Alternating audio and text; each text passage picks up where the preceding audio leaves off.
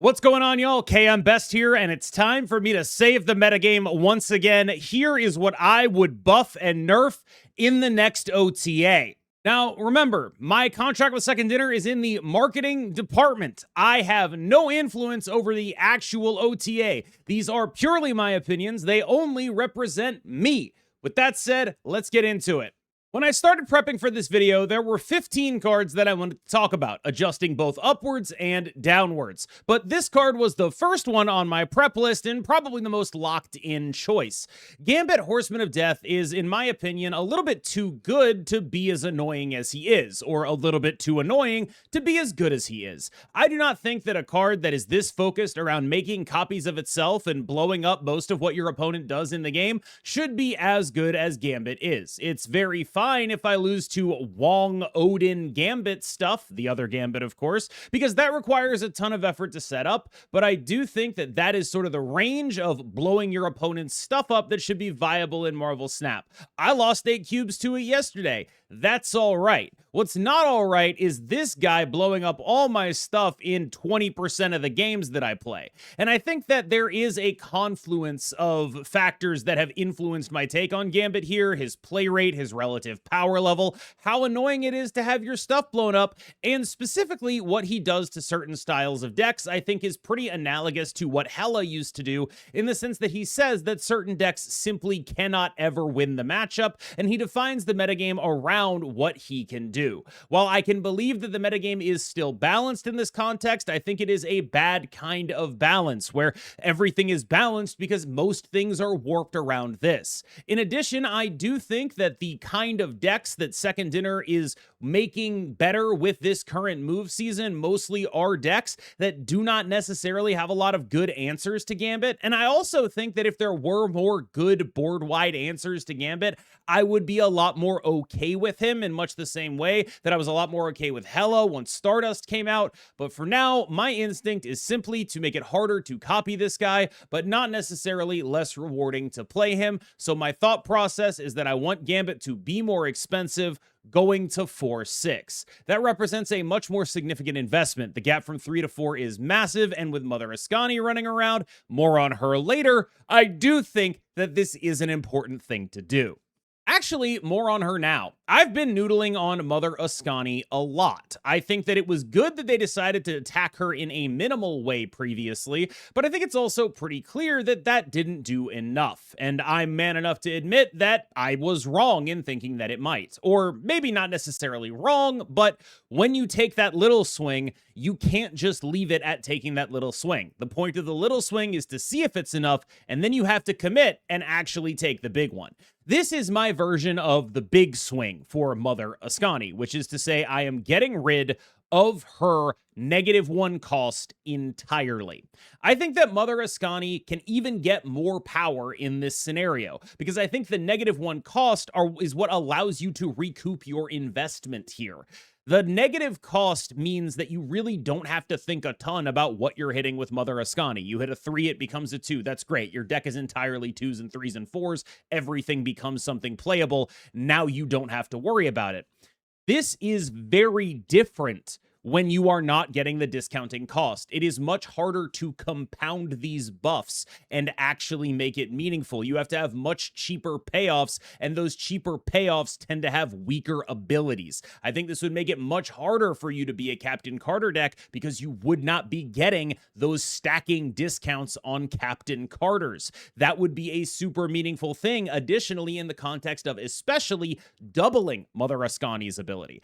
Yeah, it's cool that she can do this, but I think this brings her much more in line with something like a Galacta or a Gwenpool, and much less a card that is as abusable as she currently is. It would make it much more difficult to do things like Ascani into Grandmaster and Prodigy and actually feel good about those outcomes, because you honestly would probably have a decent amount of cards stuck in hand when you did that if she wasn't discounting it. So my change for Mother Ascani is 4-3, and the card and the copy get +3 power.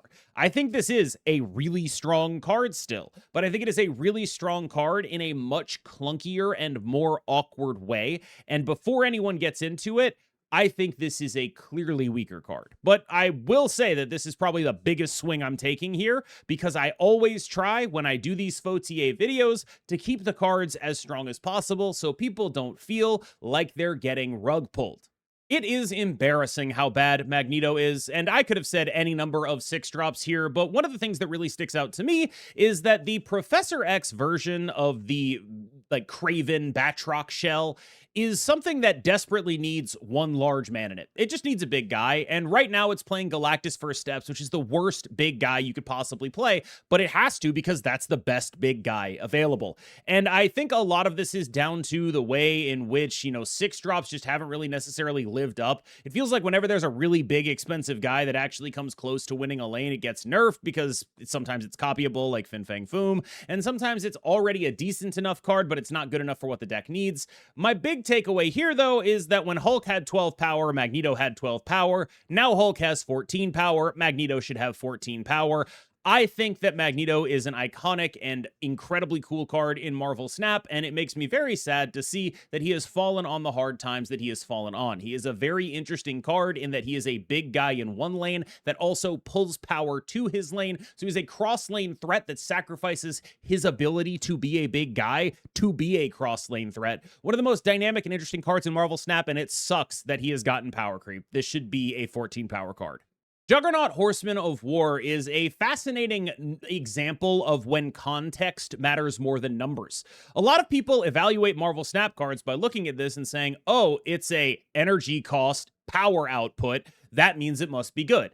Juggernaut's a 2/8 and sucks. And Juggernaut being a 2/8, a 2/9 and still sucks, is largely down to when you get access to that power. So what I'm proposing is actually arguably a slight nerf to Juggernaut. I'm making him a 2/8, but I'm making him a 2/4 on the front end. And the reason I'm doing that is because any deck that cares deeply about having 2s that are just high value, high impact without any synergy with the rest of the deck is a deck that is leveraging priority, whether that be with Supergiant, Negasonic, and Cosmo. The goal of decks like this is to be ahead early, and they care more about their stats happening early.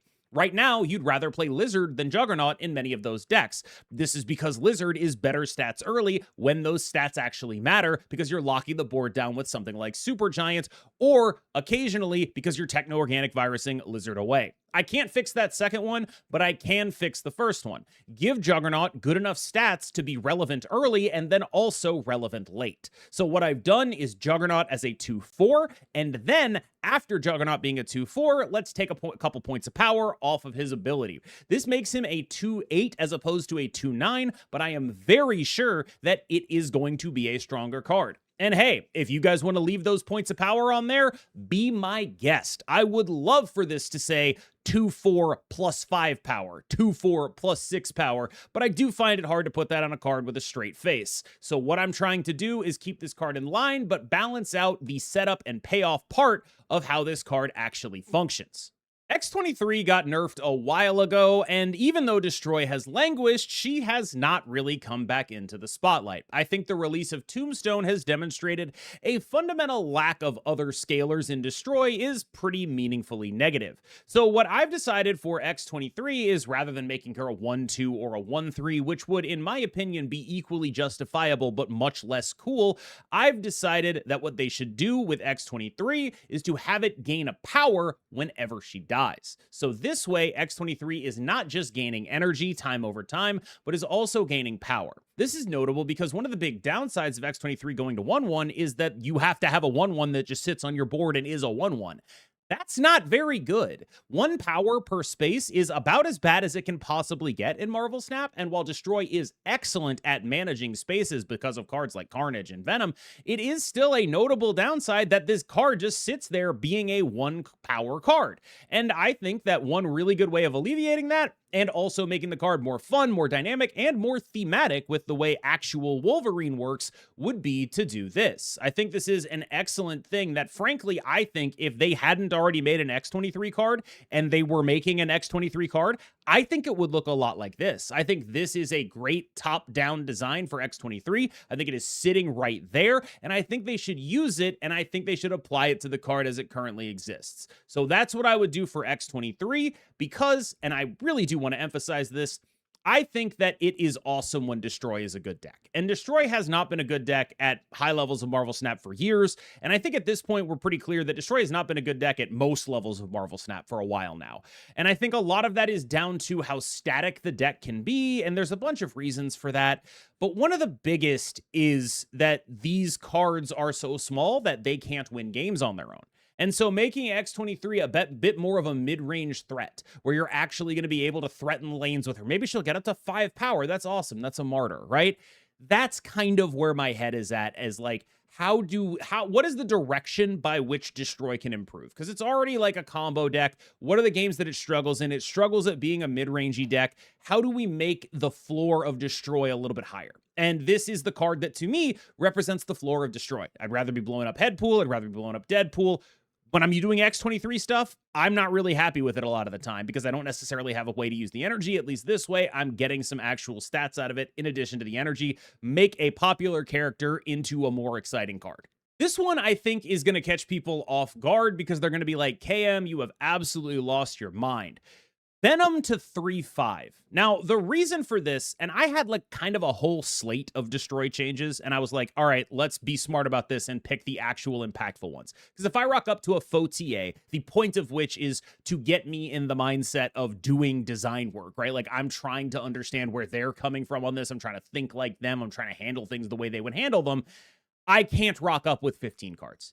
And I had a sort of section of it devoted to Destroy, and it was like, what are the most impactful ones here? How do I make the most difference in the least changes? And I landed on X23 and this.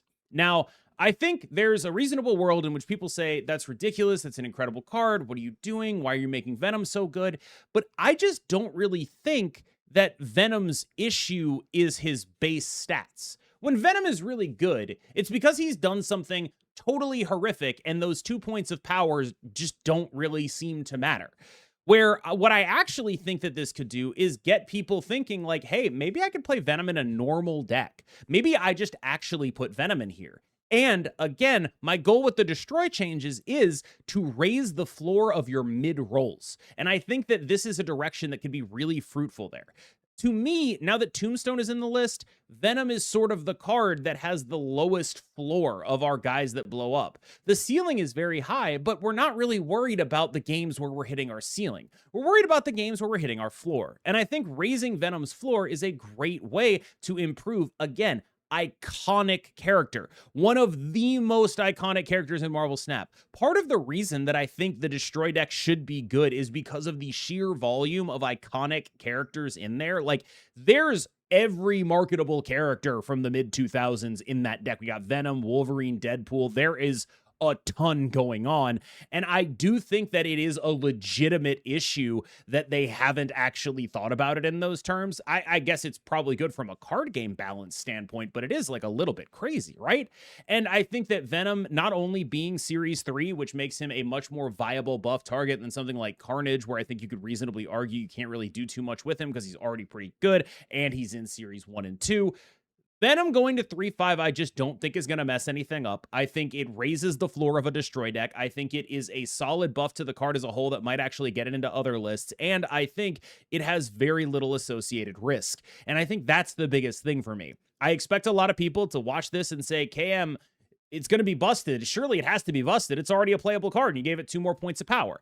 And I think the dynamics of why Venom is playable and when Venom is playable and where Venom is playable mean that that is unlikely to be true, and that this is actually secretly just a really safe thing to do that will get people doing more cool things in Marvel Snap. There was also a section on my prep doc that was just like, these are cards that you can take a point of power off for free. I'll list a couple that are not the guy on the screen that are just like, yeah, I would be happy if they took a power off of these guys. Mobius and Supergiant among the tech cards, Grandmaster and Prodigy among the copiers. There's a lot of cards that I think you could just reasonably knock a point of power off. Supergiant. Sure, right? Like, there's just a bunch of cards that I would describe as bingo free space, where I wanted to pick just one of them to put on here, and it really could have been any of them. But I think Sam Wilson is the one that sticks out to me as just, there's no good reason why this card is a 2/3. It's already the best guy, like maybe the best 2-drop in the entire game. He's unbelievable. He's incredible. The only argument I could come up with for why I wouldn't want to nerf Sam Wilson is, you know, it's a move season or whatever. But like, guys, This card is unbelievable. It has always been unbelievable. Every nerf that has ever happened to it has left it still incredibly unbelievable. And I think that Sam Wilson of all cards is going to be reasonably able to support itself as a 2/2 with absolutely no changes done to anything whatsoever else. Now, if you would have preferred, I say that they should nerf either the copiers, Prodigy and Grandmaster, or the tech cards, Supergiant, Mobius, and Stardust. Totally with you. I would totally accept that maybe I should have put those on the video instead of this. I am like 95% sure I put them in my last Faux-TA and I didn't want to repeat myself. All right, y'all, what do you think of not just the video, but also the details of the process that I gave you? I started with, I want to say 15 cards in my final draft. Before that, it was maybe like 25, just looking at like, let's tear it down, tear it down, tear it down. And I got it down to this group because I'm trying to, again, like when I do these, I try to like, from the outside, like look at their mindset, right? And how are they making these decisions? What does their logic look like that they tell us about? And sort of reverse engineer what they're thinking from that. And my thought process was like, I'm probably doing too many changes in my faux TAs. So let's do one that's like stripped down.